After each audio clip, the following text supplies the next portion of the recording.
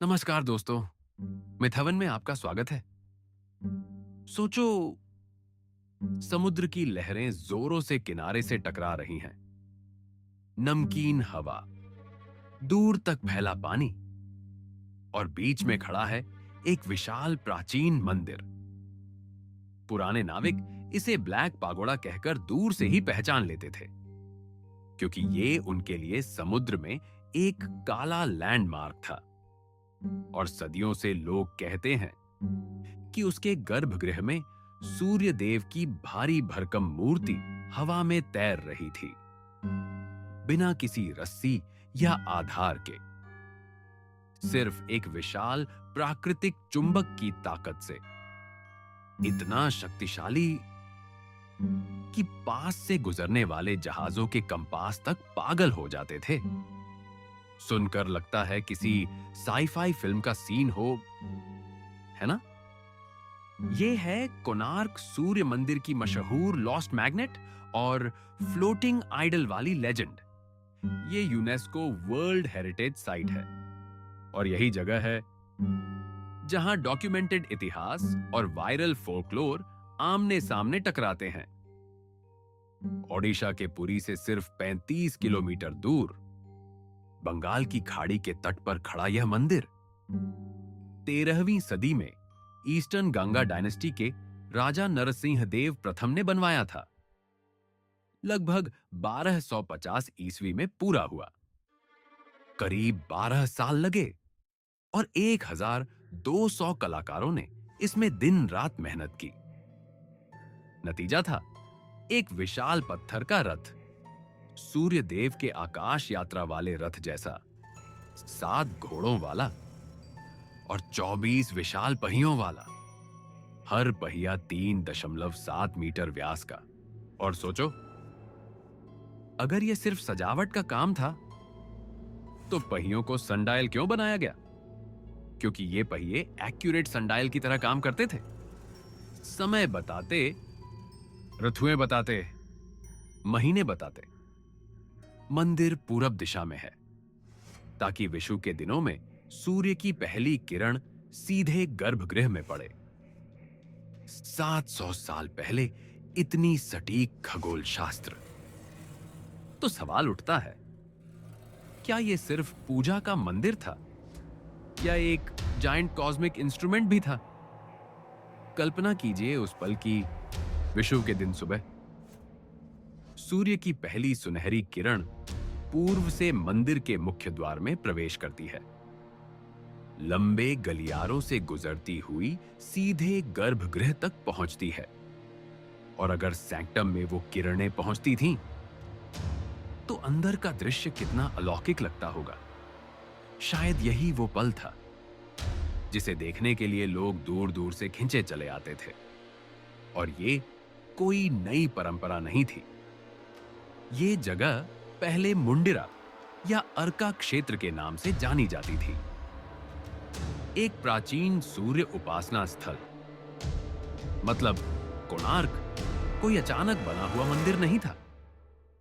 ये सदियों पुरानी आस्था और खगोल ज्ञान की परंपरा का सबसे भव्य चरम रूप था। लोक कथाओं के अनुसार मंदिर के सबसे ऊपरी हिस्से पर एक मैसिव लोड स्टोन लगा हुआ था। दीवारों में आयरन प्लेट्स थीं। इनकी वजह से मैग्नेटिक फील्ड बनता था और लोहे से बनी सूर्य मूर्ति हवा में लेविटेट करती थी। जहाज वाले कहते थे कि पास से गुजरते वक्त उनका कंपास डिस्टर्ब हो जाता था। फिर कहानी में बड़ा ट्विस्ट आता है। चुंबक चोरी हो गया या हटा दिया गया तो 70 मीटर ऊंचा मुख्य विमान ढह गया। अब वेरीफाइड रिकॉर्ड्स देखें तो प्री 1800 किसी भी पाम लीफ मैन्युस्क्रिप्ट, इंस्क्रिप्शन या ट्रैवलर के वर्णन में चुंबक या फ्लोटिंग आइडल का कोई जिक्र नहीं मिलता। सबसे पहला प्रिंटेड मेंशन 19वीं सदी के ब्रिटिश अकाउंट्स में आता है। बहुत लोग दावा करते हैं कि 52 टन का चुंबक मूर्ति को हवा में तैराए रखता था, लेकिन किसी एक्सकावेशन में मैग्नेट या लेविटेशन मैकेनिज्म का कोई एविडेंस नहीं मिला। मुख्य सूर्य मूर्ति तो 19वीं सदी से बहुत पहले ही गायब हो चुकी थी। आज भी जगमोहना में 3 बड़ी स्टैंडिंग सूर्या मूर्तियां बची हुई हैं। इनसे बस एक अंदाजा लगता है कि असली सूर्या आइडल कितनी भव्य रही होगी। दूसरी बड़ी गलतफहमी, पोर्चुगीज सेलर्स ने चुंबक चुरा लिया।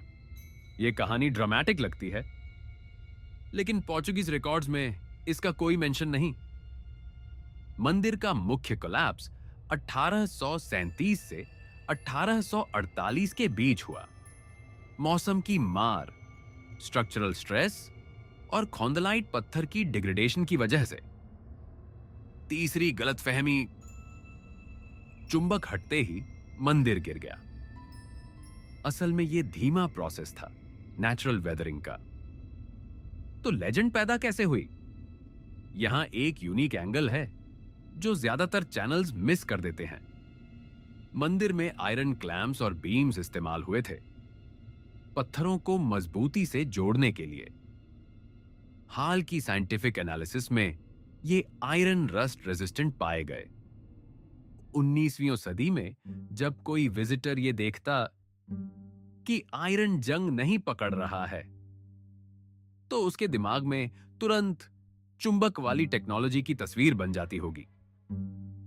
यही शायद लेजेंड का असली ट्रिगर बना। दूसरा ट्विस्ट, मॉडर्न जियोलॉजिकल स्टडीज बताते हैं कि कोणार्क क्षेत्र में नेचुरल आयरन रिच सॉइल है। इससे कंपास डिस्टरबेंस की कहानियां भी बिना किसी आर्टिफिशियल मैग्नेट के समझ में आती हैं। और याद रखो, मेडिवल टाइम्स में यह जगह एक मेजर पोर्ट थी, चंद्रभागा रिवर माउथ पर, जहां ट्रेडर्स, पिलग्रिम्स और सेलर्स आते जाते थे। स्टोरीज तेजी से फैलती थी। और ध्यान दो, मैग्नेट वाली कहानी जितनी ब्लॉकबस्टर लगती है, उतनी ही लेट भी है। अगर यह सच होता तो प्री 1800 किसी ट्रैवलर के नोट्स, किसी इंस्क्रिप्शन, किसी पाल्म लीफ रिकॉर्ड में एक लाइन तो मिलती। लेकिन कंप्लीट साइलेंस है, और साइलेंस भी कई बार सबसे बड़ा एविडेंस बन जाता है। तो सवाल यह है, अगर चुंबक नहीं था तो कोणार्क का यह मिथ इतना जिंदा क्यों है? लेकिन दोस्तों, अब तक जो कुछ हमने जाना वो पुरानी बातें थीं। असली शौक तो अभी बाकी है। सोचो, 1903 में सैंड भरना एक कंजर्वेशन डिसीजन था, क्योंकि जागामोहाना के अंदर का भार और सेंचुरीज की वेदरिंग उसे कमजोर कर चुकी थी। ब्रिटिश एडमिनिस्ट्रेशन को डर था कि अगर अभी सपोर्ट नहीं दिया गया तो यह पूरा हॉल ढह सकता है। इसलिए उन्होंने अंदर को सैंड से पैक कर दिया, एक टेम्पररी सपोर्ट की तरह। सुनने में सिंपल लगता है, लेकिन इसका मतलब यह भी है कि 1903 के बाद से मंदिर का एक हिस्सा लिटरली सील्ड रहा। और जब कोई जगह एक सदी से ज्यादा सील्ड रहे, तो इमेजिनेशन अपने आप सवाल बनाती है। क्या अंदर कुछ ऐसा था जिसे छुपाया गया, या बस बचाया गया? और यही काम एएसआई ने दिसंबर 2025 से फिर शुरू किया। अब 122 साल बाद, जैसे जैसे सैंड हटती जा रही है, हर परत के साथ सिर्फ पत्थर नहीं, कोणार्क की कहानी का एक और लेयर खुलता जा रहा है। वेस्टर्न एकेडमिक व्यू में स्कॉलर्स जैसे थॉमस डोनाल्डसन और देबाला मित्रा कहते हैं कि कोणार्क कलिंगा आर्किटेक्चर की चरम उपलब्धि है। कोलैप्स की वजह टाइम और नेचर की मार है, चुंबक नहीं। इंडियन ट्रेडिशनल व्यू में संबा पुराना और भविष्य पुराना इस जगह को प्राचीन सूर्या क्षेत्रा से जोड़ते हैं। चंद्रभागा के आसपास सूर्य पूजा की परंपरा का उल्लेख मिलता है। स्पिरिचुअल कॉन्टिन्यूटी बहुत गहरी है, और एक सिंबॉलिक इंटरप्रिटेशन यह हो सकती है कि फ्लोटिंग आइडल की कहानी शायद फिजिकल लेविटेशन नहीं, बल्कि इक्विनॉक्स के समय सूर्य की किरणों में आइडल के दिव्य चमकने का मेटाफोर रही हो। कोणार्क की दीवारों पर बनी इरोटिक मिथुना स्कल्पचर्स भी मंदिर का महत्वपूर्ण हिस्सा हैं। ये बाद में नहीं जोड़ी गई, बल्कि उस समय की संस्कृति और तांत्रिक परंपराओं की झलक देते हैं। ये हमें सिखाती है कि कॉन्टेक्स्ट के बिना किसी चीज को जज न करें। और हां, 18वीं सदी में मराठों ने अरुणा स्तंभ को पूरी जगन्नाथ मंदिर में ले गए थे। एक और लॉस्ट हिस्सा जो आज भी याद दिलाता है कि मंदिर का इतिहास कितना गतिशील रहा है। तो आखिर कोणार्क हमें क्या सिखाता है? ये सिखाता है कि हमारे पूर्वजों की इंजीनियरिंग और एस्ट्रोनॉमी आज भी हैरान करने लायक है। मिथ्स हमें वंडर देते हैं, फैक्ट्स हमें गर्व देते हैं। असली चमत्कार वो है जो सदियों बाद भी गिरकर भी हमारे अंदर सवाल जिंदा रख दे।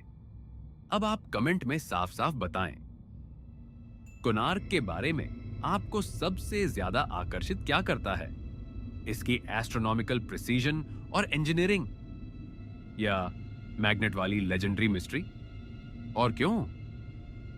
एंड स्क्रीन पर जो अगला वीडियो दिख रहा है, कुलधारा, विलेज दैट वैनिश्ड ओवरनाइट, अभी क्लिक करो, क्योंकि वहां भी एक पूरा गांव जैसे इतिहास से मिट गया था। मिथहेवन पर बने रहिए, जहां पत्थर बोलते हैं और हम सुनते हैं।